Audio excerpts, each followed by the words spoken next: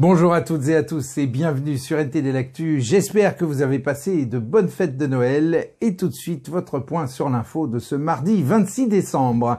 Avant de commencer, merci de cliquer pour vous abonner et de liker la vidéo. Un avion immobilisé à l'aéroport de Vatry en France en raison de soupçons de traite d'êtres humains a finalement redécollé hier dans l'après-midi pour rejoindre Bombay en Inde. 2 passagers ont été soupçonnés d'être des passeurs, mais ont finalement été relâchés par la justice française pour des raisons techniques. 25 autres passagers, y compris 5 mineurs, sont restés sur le sol français en tant que demandeurs d'asile. L'avion avait été bloqué après un signalement anonyme. Et hier matin, 11 personnes se sont évadées du centre de rétention administratif de Vincennes en région parisienne. Ils ont découpé le grillage et forcé une fenêtre pour s'échapper. La préfecture de police a confirmé qu'ils étaient activement recherchés. Et au cœur des fêtes de fin d'année, un entrepôt du Secours populaire près de Grenoble a été cambriolé, causant un préjudice estimé à 300 000 €. Les palettes de dons destinées aux familles défavorisées ont été pillées. Et à Villeneuve-le-Roi, la mairie a refusé d'octroyer un chèque de Noël à une famille en raison de l'implication de leur fils dans des émeutes qui ont suivi la mort de Naël. Le jeune homme âgé de 19 ans a demandé à rencontrer le maire en espérant le convaincre de revenir sur sa décision. Et un commerçant parisien a vécu une situation digne d'un film. Il a été enlevé par de faux policiers, ligoté, cagoulé, mais il a finalement réussi à s'échapper. Il a trouvé refuge dans un bus de la RATP. Les ravisseurs ont pris la fuite. Les forces de l'ordre sont à leur recherche. Une enquête a été ouverte. Et je laisse maintenant la parole à Anthony. Anthony qui va nous parler d'une alliance importante. Anthony, c'est à vous. Merci Rémi. Bonjour à tous. Aujourd'hui, nous revenons sur un sujet passé sous les radars, mais qui, au vu du contexte géopolitique, pourrait pourtant se révéler décisif. En effet, le 13 décembre dernier, une résolution d'importance capitale a été adoptée au Parlement européen. Son objectif est de renforcer les liens entre l'Union européenne et Taïwan. Alors, en quoi cela pourrait-il être décisif? Eh bien, au-delà de l'impact sur nos relations économiques et commerciales ou sur la diversité de nos chaînes d'approvisionnement, il s'agit aussi de soutenir une démocratie face aux pressions croissantes de la Chine. C'est donc une démarche audacieuse, particulièrement dans le contexte actuel où Taïwan fait face à des tensions croissantes avec la Chine, surtout après l'invasion de l'Ukraine par la Russie. Cette initiative marque ainsi un tournant, soulignant l'importance de Taïwan comme partenaire démocratique partageant nos valeurs fondamentales. Pour mieux comprendre, regardons ensemble les détails entourant la résolution du Parlement européen. Le Parlement européen a franchi un pas décisif le 13 décembre en adoptant une résolution soutenant fermement Taïwan face aux pressions croissantes de la Chine. Cette résolution reconnaît Taïwan comme un partenaire économique majeur, essentiel non seulement pour l'UE, mais aussi pour l'équilibre mondial des chaînes d'approvisionnement.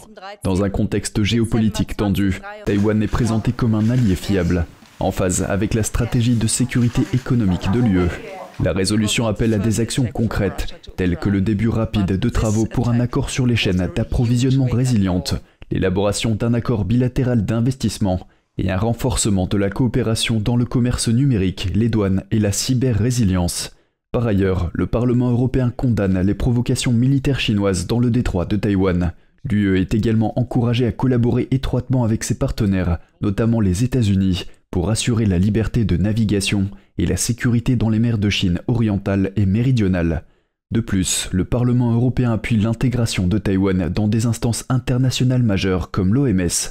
Ce soutien marque donc un tournant significatif dans la politique extérieure de l'UE et souligne la préoccupation européenne pour la démocratie taïwanaise et la stabilité régionale.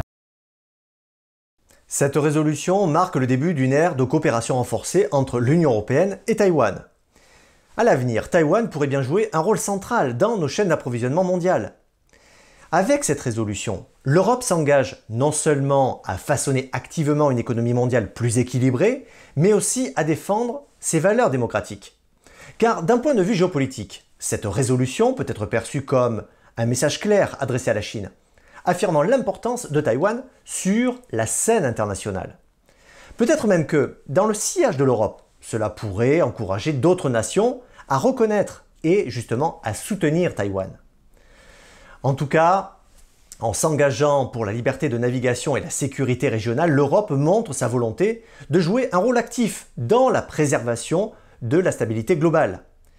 Alors, à l'horizon se profilent des questions sur l'équilibre des pouvoirs et la réponse de la Chine. Vous pouvez compter sur nous pour garder un œil sur les futurs développements de cette affaire. Rémi, c'est tout pour moi. Merci Anthony. Et selon le secrétaire américain à la Défense Lloyd Austin, l'armée américaine a procédé à des frappes nécessaires et proportionnées sur 3 installations utilisées par des groupes terroristes en Irak. Ceci en réponse à une série d'attaques contre des personnels américains en Irak et en Syrie menées par des milices affiliées à l'Iran. Hier encore, une attaque de drone a visé une base regroupant des forces américaines et des forces de la coalition internationale anti-djihadiste dans le nord de l'Irak. Les États-Unis ont laissé 2500 soldats en Irak et 900 en Syrie pour lutter contre le groupe terroriste État islamique. Et en Russie, la commission électorale a écarté samedi la candidature à la présidentielle d'Ekaterina Dountsova. La commission a invoqué des erreurs dans des documents soumis pour sa candidature. 29 personnes au total ont déposé un dossier de candidature à la présidentielle. Le pouvoir russe a écarté de la vie politique depuis des années toute opposition sérieuse. Et en parlant d'opposition écartée de la vie politique en Russie, Alexeï Navalny a été retrouvé dans une colonie pénitentiaire de l'Arctique. La porte-parole de l'opposant politique a déclaré « Nous avons retrouvé Alexeï Navalny, il se trouve actuellement dans la colonie de Karp, dans le district autonome de Yamal-Nenets. » Son avocat lui a rendu visite aujourd'hui. Alexeï va bien. Navalny a été condamné pour extrémisme à 19 ans de prison, cela plus de 2 ans après son arrestation qui a eu lieu alors qu'il rentrait d'Allemagne après avoir survécu à une tentative de meurtre par empoisonnement en 2020. Et on passe aux actualités sur la Chine avec Vladia. Vladia, on vous écoute. Merci Rémi, bonjour à tous et joyeux Noël. Aujourd'hui, je vous propose de revenir très rapidement sur l'homme politique belge qui a été exclu de son parti car accusé d'avoir collaboré pendant plusieurs années avec un réseau d'espionnage chinois. L'ancien sénateur belge Frank Reyelman appartenait à un parti de droite. Il a siégé au Parlement belge de 1995 à 2014, occupant à un moment donné un poste important dans le domaine de la politique étrangère. Des messages montrent qu'il a collaboré avec un réseau d'espionnage chinois pour influencer les politiques européennes et nuire aux relations entre les États-Unis et l'Europe pour le compte du Parti communiste chinois. C'est une enquête conjointe menée par plusieurs médias en Europe qui a mis au jour cette affaire. L'homme politique belge aurait reçu des paiements pour promouvoir les points de vue chinois et attaquer les critiques du régime. Par exemple, perturber une conférence sur Taïwan et dénigrer des chercheurs qui ont dénoncé les crimes du PCC dans la région chinoise du Xinjiang.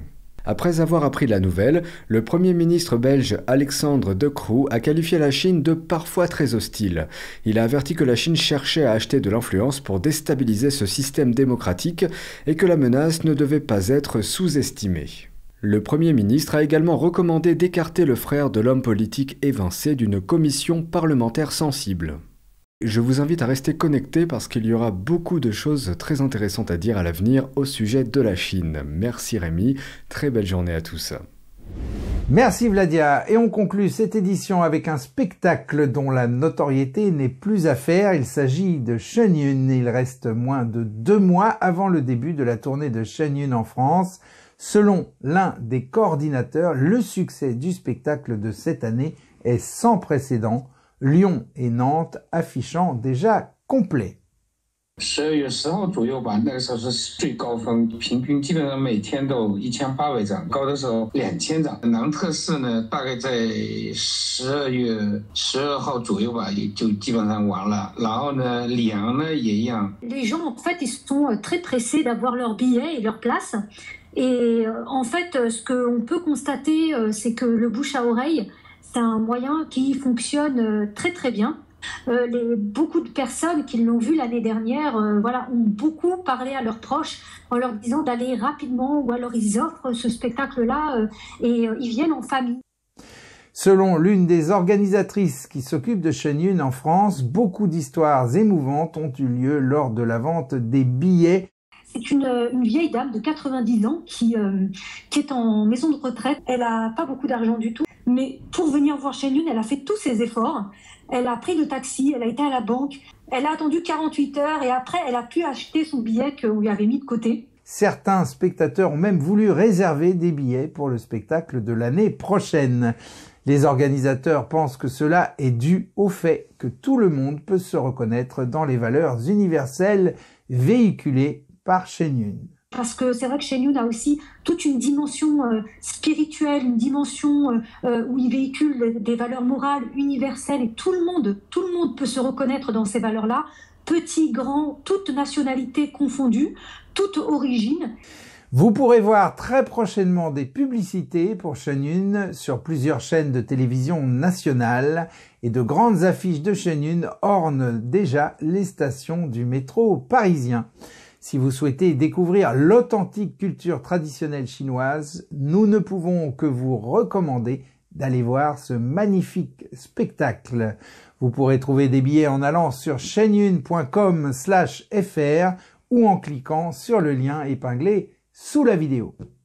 Et voilà, c'est la fin de ce journal. Merci à toutes et à tous de l'avoir suivi. On se retrouve demain à 13 h pour une nouvelle édition de NTD l'Actu. Très bon après-midi, à demain.